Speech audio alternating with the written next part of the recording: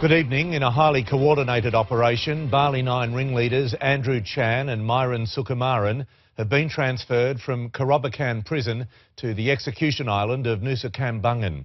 Tonight, they are spending the first of what is likely to be only a few nights before their deaths by firing squad. Reporter Mark Burrows takes us through the day's events. His wrists in handcuffs and chains around his ankles, Myuran Sukumaran shuffling down the stairway of the plane that brought him and Andrew Chan just a short step from the island, where they are now doomed to die.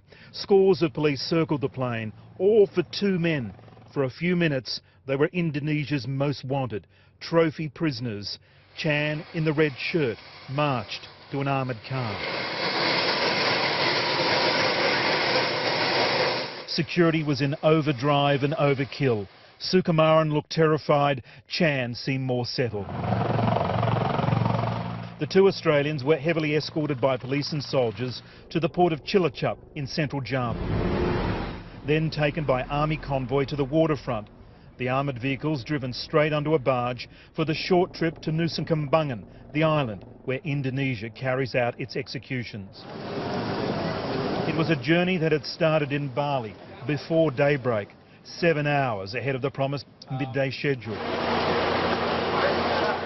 With the prison gates cordoned off by a wall of more than 100 soldiers and police, Chan and Sukumaran had been woken in their cells and told to prepare for their immediate transfer. Andrew Chan's brother Michael and Andrew's Indonesian girlfriend, without a word, weaved their way through the cameras and the guards to the prison gates. Michael. But they were turned away. Still unable to speak, but many tears. Inside, Chan and Sukumaran made a dignified farewell, saying thank you to the very officers who would be their guards on the trip. The pair hugged and farewelled friends among the inmates and prison staff. The condemned men have apparently been giving away clothes and kitchen utensils to other prisoners ahead of the moment.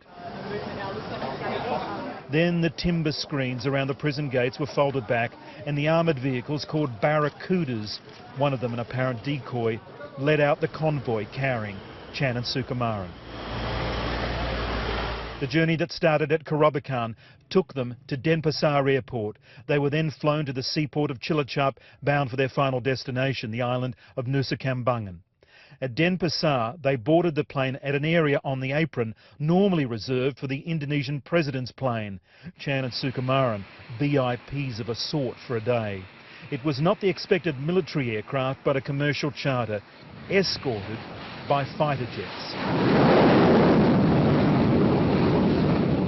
The aircraft landed at a strip outside Cilacap, and at a long distance, the last glimpse the outside world will see of the Bali 9 ringleaders.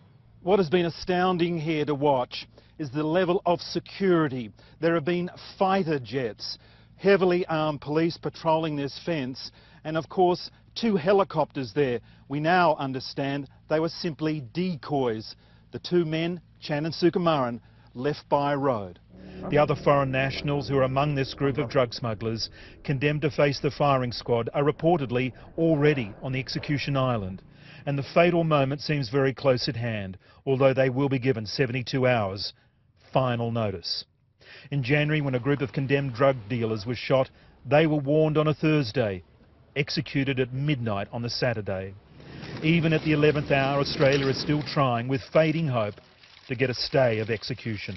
I think right now millions of Australians are feeling sick in their guts at the prospect of execution for these two. On behalf of the Parliament, I respectfully ask of the Indonesian President that he spare the lives of these two Australian citizens. For some of the relatives of the condemned men, there is now a sad and desperate scramble to make the roundabout journey from Bali to Nusa Kambangan, to spend a final few hours with their sons and brothers. Other family members today flew out of Sydney for Indonesia. The whole process that started with their foolish drug smuggling plan, their rehabilitation in prison and their desperate appeals to stay alive, now seem to be coming to an end. And Mark Burrows is in Chillichup tonight. Mark, is there any indication when the men will face the firing squad? Peter, no specific time or date has been given, although the Attorney-General said late today that he wants it done as soon as possible. I think one of the remarkable things about today was the demeanour of the men before they arrived here, how calm and polite they both were as they thanked their jailers in Kerobokan Jail. And then coming over on the plane, one of the paramilitary police actually took a photo inside the plane, and it appears that Myuran Sukumaran was actually taking a quick nap on the plane. What a journey that must have been. But his demeanour certainly did change when he finally got here. Both men were asked if they wanted to bring anything. Andrew Chan has brought a Bible, and Sukumaran has brought some drawing paper and some of his pencils. The men will be kept in the main body of the prison. They won't go into isolation cells until the final hours before the execution. So there is an opportunity for their families to visit the men. Peter. All right, Mark, thank you for that.